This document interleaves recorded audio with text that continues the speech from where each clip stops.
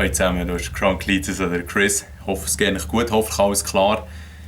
Ja, ein kleines Update-Video an dieser Stelle. Und zwar, schnell das Kistchen zeigen.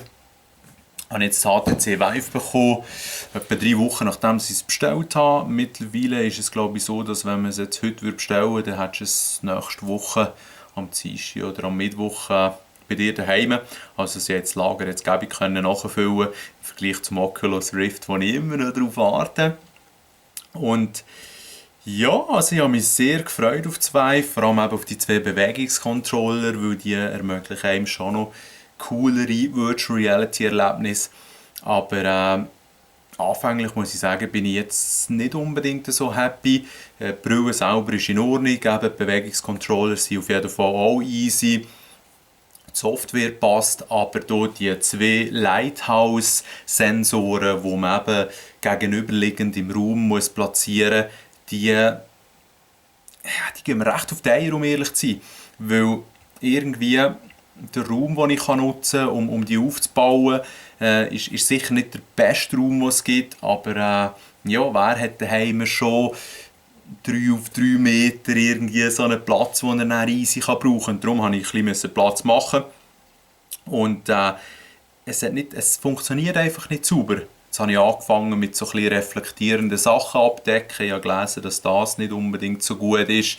Versuche eine gute Position für die Lighthouses zu finden. Und es gibt dann immer wieder, dass sie halt einfach die Sicht und die Verbindung zum Headset und zu den Controller verlieren. Und dann bist du plötzlich wieder irgendwann ganz anders, als eigentlich sein sollte. Wie soll ich das erklären? Irgendwie steht man ja physikalisch auf dem Boden, wenn man die VR-Brille anhat, aber im Game ist der Boden dann irgendwie einen halben Meter höher und klar kann man sein Hirn so ein bisschen tricksen, dass das dann auch einigermaßen stimmig ist, aber ja, schlussendlich ist es dem gleich nicht unbedingt so angenehm, oder auch mir.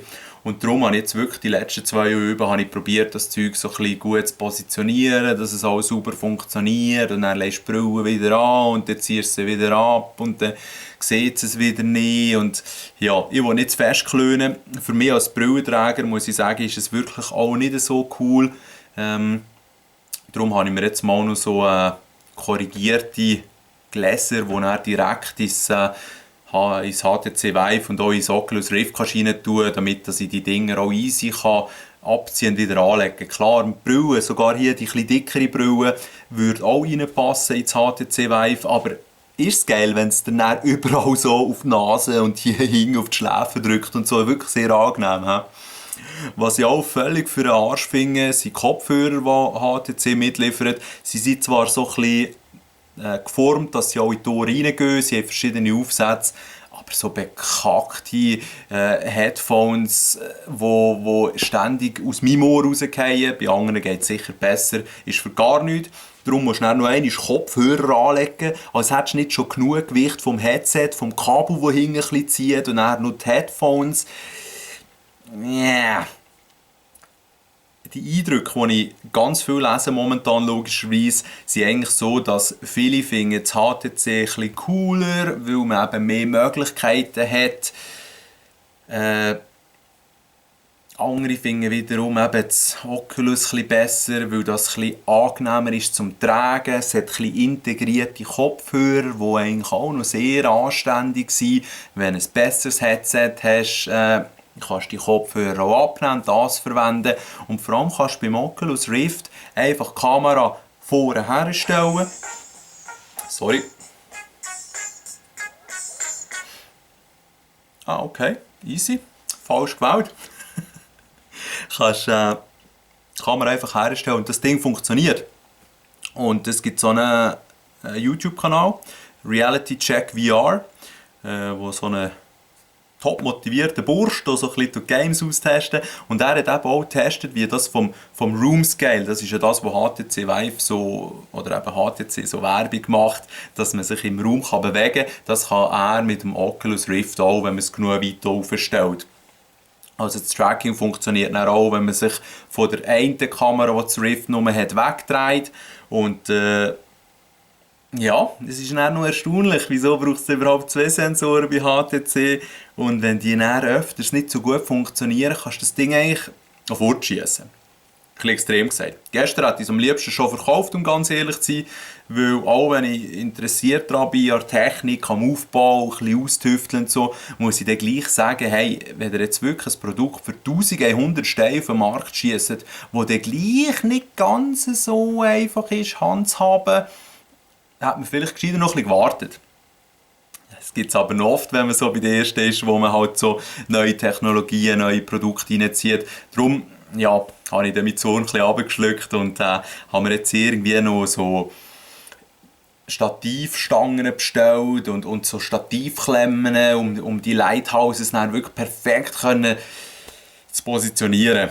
Und auch die Stativstangen und Klemmen kosten wieder Geld, die Brillenersätze, die ich dann ins Vive und ins Rift rein tun, kosten wieder Geld.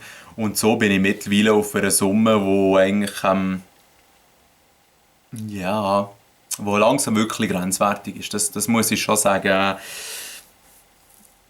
Ich habe mir jetzt echt geschworen, mit so neuen Technologien vielleicht mal ein bisschen die Ausmo zu ziehen, weil dadurch, dass ich jetzt eben halt das Rift auch noch bekomme, habe ich jetzt wirklich genug Zeug, das ich so ein bisschen testen kann. Und wenn man nicht ganz so viel Zeit hat, ist es eigentlich umso frustrierender, wenn man die Zeit, die man zur Verfügung hat, dann mit Troubleshooting, Problemlösen, Umpositionieren so muss verbringen und nicht einmal effektiv kann spielen. Darum, ja, vielleicht noch nicht gerade eins bestellen, wenn ihr jetzt gleich Lust bekommen habt.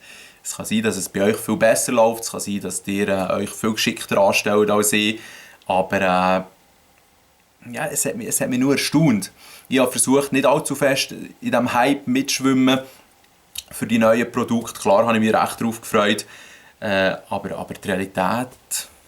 Yeah, I don't know. Ich bin jetzt auch mal froh, dass der Rift hoffentlich im Juli kommt. Ich kann dort mal die Zähne oder die Zange ausprobieren, aber Oculus zusammen mit Facebook verhalten sich momentan auch wie ziemliche Asis.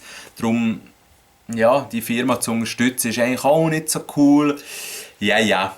Auf sehr hohem Niveau, sehr hohem Level, bin ich mich da am Beklagen. Und grundsätzlich bin ich sehr froh, dass ich mir das aneignen kann, dass ich das Zeug kaufen kann. Ich habe jetzt aber auch einige extra Wochen reingeschoben im Geschäft, wo ich Bereitschaftsdienst mache, um noch ein bisschen Zusatzkohle zu bekommen. Und so kommt das schon gut.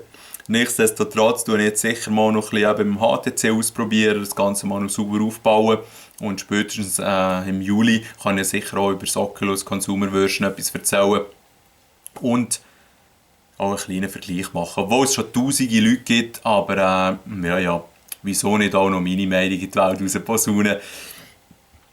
Ja, das wäre es eigentlich schon von meiner Seite. Sonst game ich momentan fast nichts.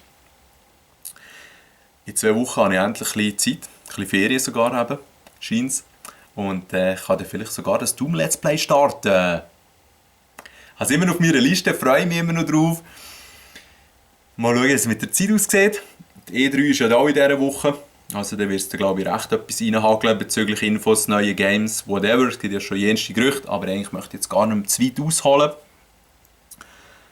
HTC Vive ist sicher easy, aber momentan nicht gerade so. Aber ja. Wie gesagt, noch ein bisschen probieren, noch ein bisschen wursteln. In einer Woche bin ich vielleicht schon wieder voll gehypt, so wie andere Videos über Virtual Reality. Aber diese Message habe ich jetzt noch schnell übergeben. Ich wünsche euch eine gute Zeit, hoffe, dass ihr euch nicht übergeben müsst. Wegen zu viel Alkoholkonsum, das gibt es ab und zu auch noch. Also Firmenanlässe, wo ich letzte Woche noch war. Aber das ist ein ganz anderes Thema. Und wünsche euch eben, schönen Abend, schönen Tag. Je nachdem, wie ihr euch reinzieht. Macht's gut. Tschüss zusammen.